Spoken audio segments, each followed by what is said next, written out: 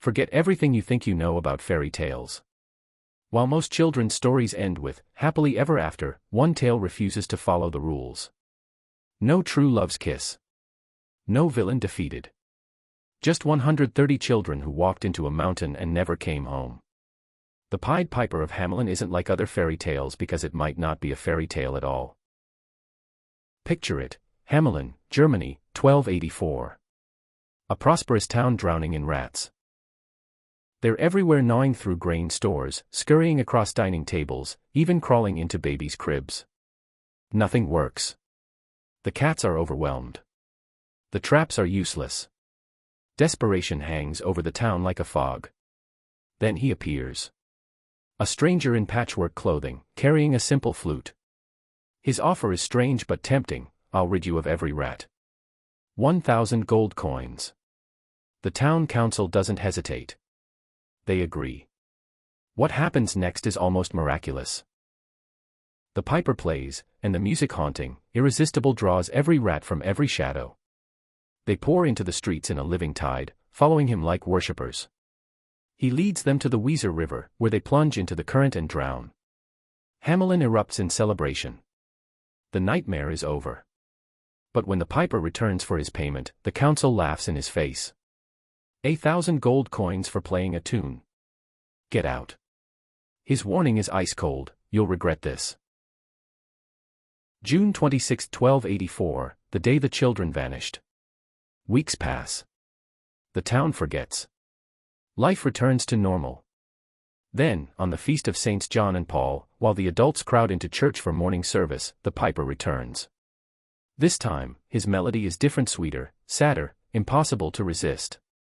The children stop playing. One by one, they turn toward the music. Then they follow. Through the streets they walk, past the town gates, toward the mountains. A cave opens in the hillside, and they disappear inside.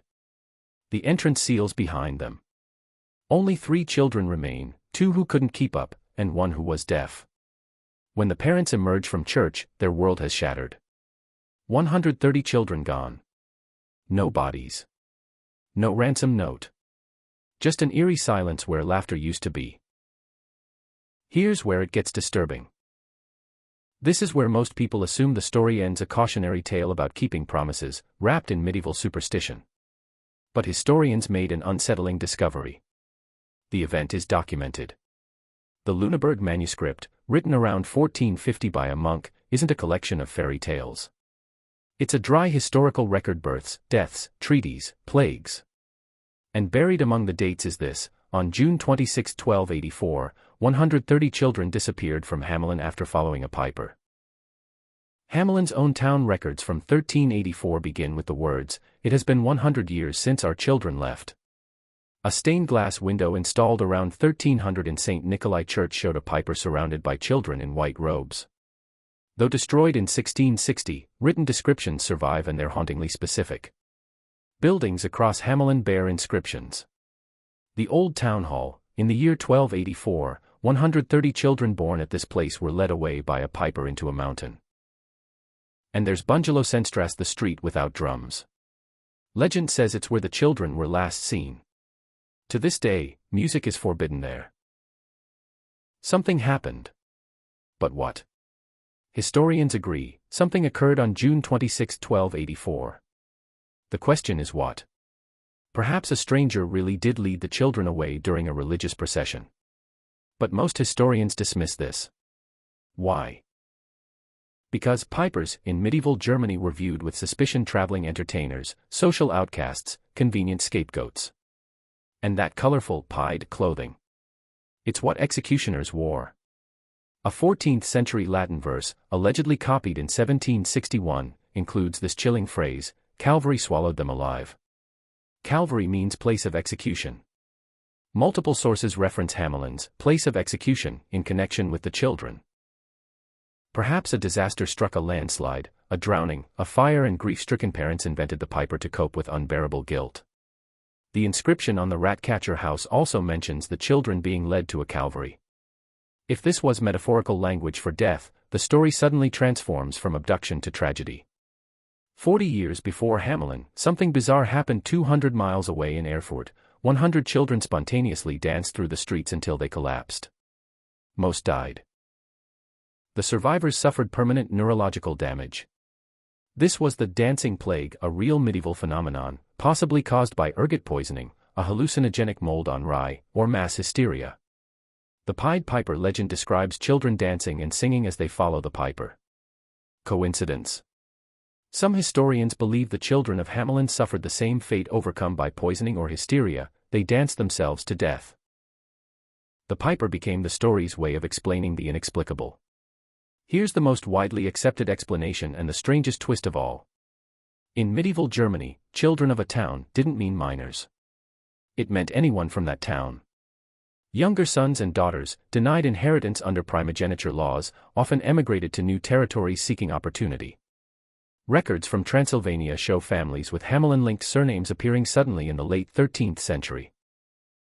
Perhaps a recruiter, maybe even a piper employed for odd jobs, led a group of young settlers east to colonize new lands. The piper could have been a locator, a medieval recruiter hired by feudal lords to bring settlers to newly acquired territories. June 26 might have been the day they departed. But if this was just ordinary migration, why the haunting legend? Why the grief-stricken monuments? Why does Hamelin still feel the weight of that day, 741 years later? Perhaps they never reached their destination. Perhaps something went horribly wrong on the journey: in ambush, starvation, disease. And rather than accept that their children died in pursuit of a better life, the parents of Hamelin created a villain. A magical explanation. A story that let them mourn without blame. Here's what haunts me most: the rats weren't part of the original story. They don't appear in any account before the 1600s. The earliest versions, the Lunenburg manuscript, the town inscriptions, the stained glass window, mention only children and a piper.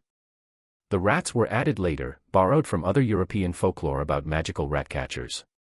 They were woven into Hamelin's tragedy to give it narrative structure. A beginning. A reason for the piper to exist. Which means the original event, whatever it was, had nothing to do with vermin or broken promises. It was just children leaving. Or dying. Or vanishing. And a town that never recovered. Was it abduction? Disease? Mass hysteria? Emigration gone tragic? Maybe the truth is simpler and darker. Maybe something so terrible happened that the only way to survive it was to transform it into a story. To give it a villain. A melody. A mountain that swallows sorrow whole. Whatever happened in Hamelin on June 26, 1284, it left a wound that never healed. The street without drums still exists. Music is still forbidden. And every year, the town remembers the day 130 of its own walked away and never came back. Some wounds don't need to be explained. They just need to be felt. And every time we tell the story, we feel it too. What do you think happened? Drop your theories in the comments, and if you want more dark fairy tale origins, subscribe for the next unsettling journey.